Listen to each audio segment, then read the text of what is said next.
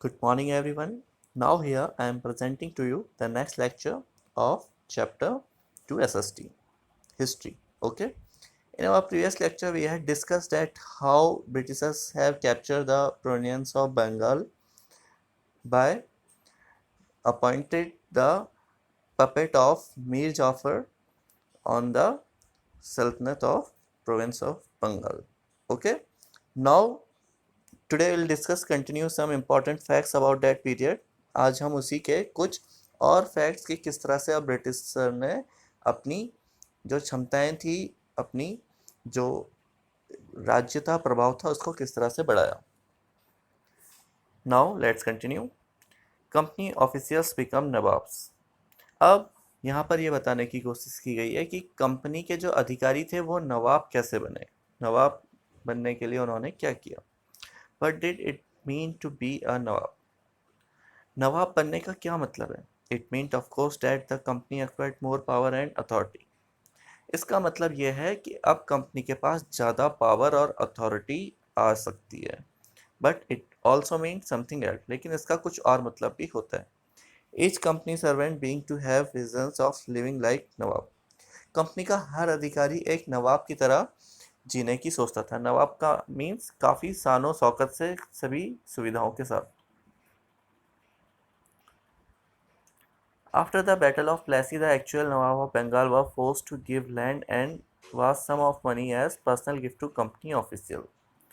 प्लासी का युद्ध जीतने के बाद अंग्रेजों ने बंगाल के नवाब को फोर्स किया कि वो कुछ ज़मीनें और कुछ गिफ्ट अपनी तरफ से कंपनी ऑफिशियल्स को दान करें. Robert Clive himself amazed of Fortune in India. Robert Clive को भी इससे बड़ा फ़ायदा हुआ. He had come to Madras, now Chennai, from England in 1743 at the age of 18. 18 साल की उम्र में वो मद्रास आया, जो आज जिसे हम आज चेन्नई के नाम से भी जानते हैं.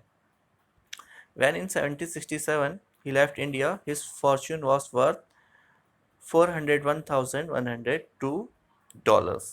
और जब उसने भारत से वो गया तो लगभग $401,102 के बराबर उसने यहाँ से यूरो के बराबर पैसे कमाए. Interestingly, when he was appointed governor of Bengal in 1764, he was asked to remove corruption in company administration, but he was himself cross-examined in 1772 by the British Parliament, which was suspicious of his vast wealth. और यहाँ पर एक important fact ये है कि जब वो बंगाल का गवर्नर 1764 में नियुक्त हुआ तो उसे जिम्मेदारी दी गई थी कि वो कंपनी के जो भी एडमिनिस्ट्रेशन है उसमें जो भ्रष्टाचार है उसको कम करें, उसकी रिपोर्ट तैयार करें. लेकिन 1772 में ब्रिटिश पार्लियामेंट में खुद उसके खिलाफ जांच पड़ताल हुई क्योंकि उन्हें शक था कि इसने इतनी ज़्यादा दौलत कैसे हासिल करी. Although he was acquitted, he committed suicide in 1774. और जब उसे सज़ा की घोषणा की गई तो उससे पहले ही उसने 1774 में सुसाइड कर लिया था. However, not all company officials succeed in making money like Clive. लेकिन सभी लोग रॉबर्ट क्लाइव की तरह पैसा बनाने में सफल नहीं हो पाए थे. Many died an early death in India due to disease and war, and it would not be right to regard all of them as corrupt and dishonest. और उनमें से कई लोग यहाँ पे बीमारी और जो उन्होंने युद्ध लड़े उसमें मारे गए, इसलिए हर कोई क्लाइव की तरह नहीं था. Many of them came from humble backgrounds and their uppermost desire was to earn enough in India. उनमें से काफ़ी लोग ईमानदार भी थे जो कि यहाँ सिर्फ व्यापार करने ही आए थे. Return to Britain and lead a comfortable life. जो वापस ब्रिटेन जाकर एक अच्छी ज़िंदगी जीना चाहते थे. Those who managed to return with wealth led flashy lives and flaunted their riches. और वहाँ पे जाके काफ़ी rich life जीना चाहते थे. They were called Nawabs and anglicized version of the Indian word नवाब. और उन्हें वहाँ पे नवाब, जो कि नवाब का ही एक इंग्लिश वर्जन है, वो कहा जाता था. They were often seen as upstart and social climbers in British society and were ridiculed or made fun of in plays and cartoon. उन्हें वहाँ पे काफ़ी हाई सोसाइटी क्लासेस का माना जाता था और कई लोगों का वहाँ पर मजाक भी बनाया करते थे.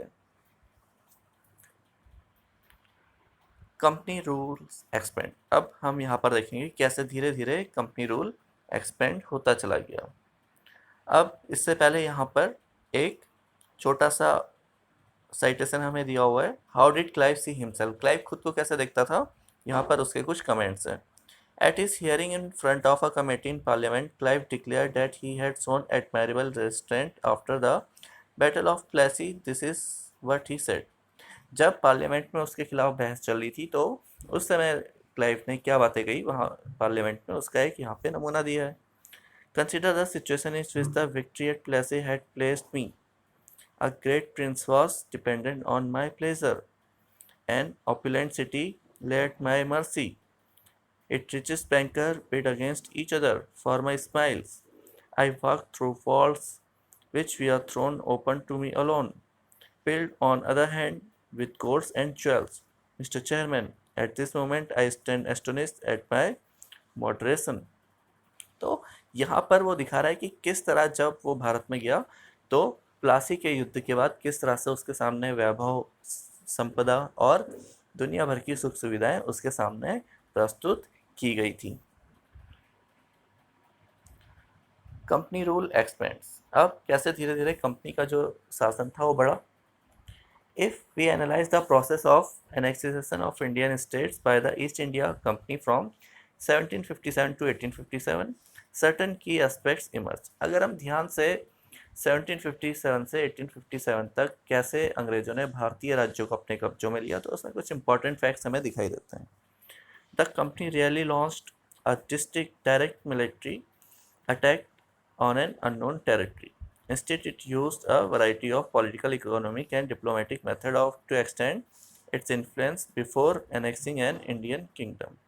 हालांकि कंपनी कभी कभार ही किसी अननोन टेरिटरी पर अचानक से हमला करती थी, इसके सिवा वो डिप्लोमेटिक मेथड्स, इकोनॉमिक और पॉलिटिकल मेथड्स को ज़्यादा यूज़ करती थी किसी भी राज्य को अपने में मिलाने के लिए। After the Battle of Buxar 1764, the company appointed resident in Indian state. Buxar के जब युद्ध हुआ 1764 में, उसकी जब अंग्रेजों की विजय हुई तो उसने धीरे धीरे अपने नागरिकों को यहाँ पर बसाना शुरू करा। They were political और commercial agent and their job was to serve and further the interest of the company. और वो कंपनी के लिए काम किया करते थे, उनका काम कंपनी के लिए मुनाफा कमाना था। Through the residence, the company official began interfering in the internal affair of the Indian state. और कंपनी का काम करते करते वो राज्य के आंतरिक मसलों पर भी, राजा के आंतरिक मामलों में भी दखल देने लगे। They tried to decide who was to be successor to the throne and who was to be appointed in the administrative post.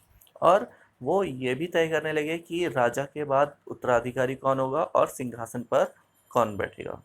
Sometimes the company forced the state into a subsidiary alliance.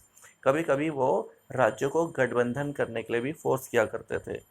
According to the terms of this alliance, Indian ruler were not allowed to have their independent armed forces. और इसमें वो शर्त रखते थे कि कोई भी राजा अपनी स्वतंत्र सेना नहीं रख सकता। They were to be protected by the company. उनकी रक्षा कंपनी ही करेगी, कंपनी की सेना ही उनकी रक्षा करेगी। But had to pay for the subsidiary forces that the company was supposed to maintain for the purpose of this protection. लेकिन इस सुरक्षा के बदले में उन्हें कंपनी को कुछ टैक्स देना पड़ेगा। If the Indian ruler failed to make the payment, then part of their territory was taken away as penalty. लेकिन अगर वो ये टैक्स देने में असमर्थ रहे तो कंपनी उनके इलाके पे कब्जा कर लेगी।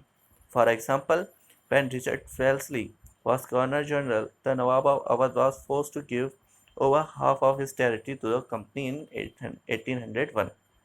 जब रिचर्ड वेल्सली गवर्नर जनरल था तो उसने अवध के नवाब को बहुत बड़ा हिस्सा कंपनी को कब्जे में लेने का प्रयास किया।